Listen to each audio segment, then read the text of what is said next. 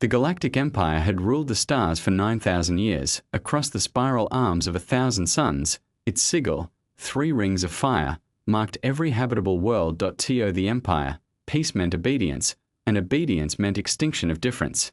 Humanity had refused both. In the Grand Hall of the Celestial Throne, the Emperor spoke before his assembly of admirals and governors. His voice echoed like thunder across the dome of light. They refused assimilation. They refused tribute. They refused the genetic uplift. They called us conquerors. He turned toward the map of stars, where one dim speck blinked in the corner of the galaxy. Erase them. No one questioned the order. Humanity had been isolated for 3 centuries, hidden behind debris fields and silent probes. The Empire had sent envoys once, then spies, then assassins. None had returned. Their silence had been taken as surrender, and so the Imperial Armada moved. Thousands of dreadnoughts tore through the void, leaving trails of golden plasma across the dark. They called it Operation Purity. To them, it was extermination wrapped in ceremony, but Earth said nothing. No transmissions, no fleets rising to meet them, only a blue sphere spinning beneath clouds, as quiet as a ghost. The Empire's commanders mistook it for weakness.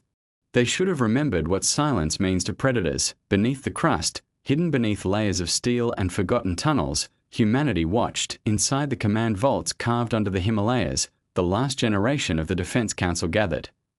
The air was thin, the lights dim, and one woman stood at the center, hands behind her back, General Ava Solarin. Her face was unreadable, calm as stone. The screens reflected in her eyes showed the incoming fleets, each symbol tagged with hostile intent. Her subcommanders shifted nervously, waiting for orders, but Ava said nothing. She simply studied the map of the solar system, its quiet orbits and sleeping sentinels. When the first Empire broadcast arrived, demanding surrender, no reply came. When the countdown began, no response came. When the bombardment started, humanity did not scream. Oceans boiled. The upper atmosphere turned to glass. The moon's surface shuddered under the hammering of energy weapons. Empire soldiers cheered, believing victory assured. They did not know they had just knocked on a grave that was never theirs to open. The first anomaly appeared 12 minutes after bombardment. Empire sensors detected a signal. No source, no frequency, just a pulse, then another. Then a cascade of lights from dead satellites. Every relic of old humanity came online at once. In orbit, forgotten defense stations blinked awake, their cores glowing with blue light. The Empire tried to jam them. They could not. Deep inside Earth, an ancient machine stirred, its designation, Argus. Last activated 200 years ago, sealed under 1 trillion encryption keys. Now, one phrase released it. Spoken by a single human voice. Authorization Solarin 01. Wake up. The lights in the vault flickered, then turned white. Argus spoke, not with sound, but through every system on the planet. Humanity detected threat level, extinction. Initiating recollection protocol. N01 in the vault moved. Only Ava's lips curved slightly, the faintest smile, quiet as dawn. For 30 years, she had waited for this exact day. Above Earth, Empire ships began to report impossible readings. They saw movement on the dark side of the moon, shadows forming into lines, formations impossible to track. The admiral in charge demanded identification. He received none.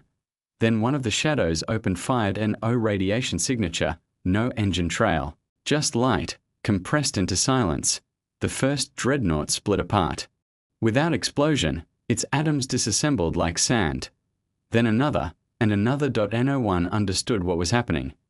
The Empire's entire command net began to fracture under data overload. In the void, humanity's forgotten fleet rose. They were not new ships. They were relics of the old wars, autonomous hulls wrapped in adaptive nanomesh, silent, invisible to sensors. Each bore a single mark burned into its plating, the human DNA helix intertwined with a serpent.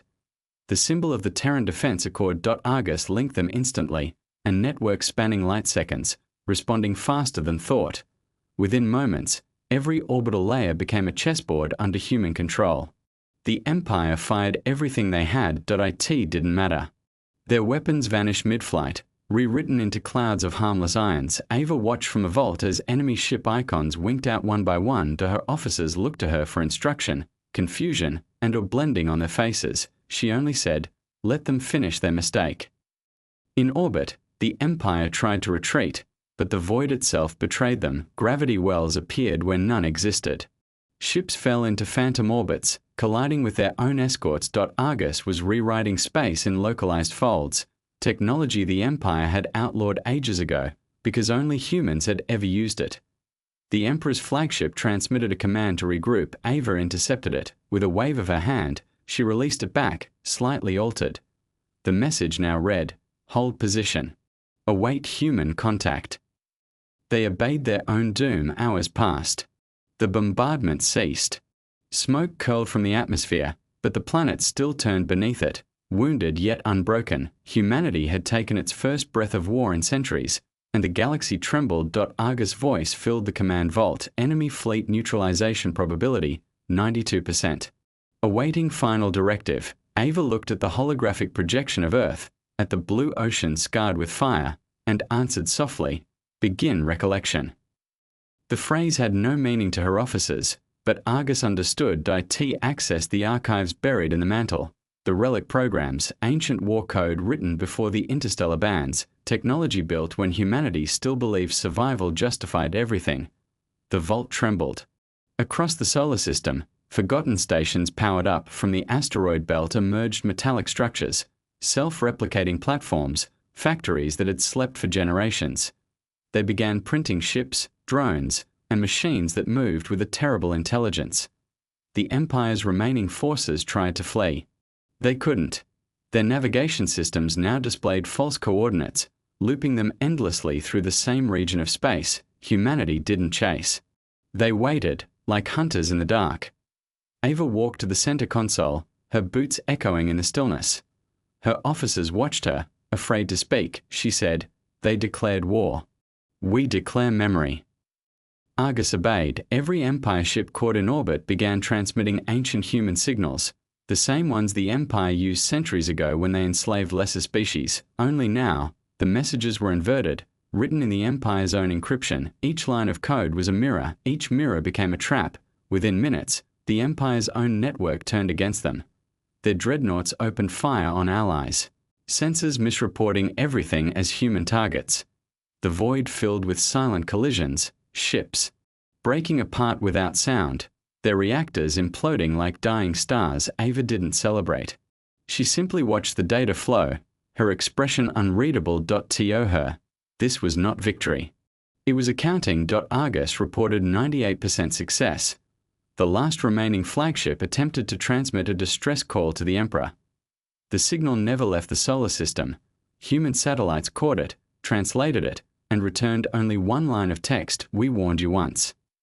By the time the sun rose again over the scarred surface, Earth had reclaimed its silence. The air above burned crimson, the clouds glowing like blood and gold. But the planet still turned, still lived.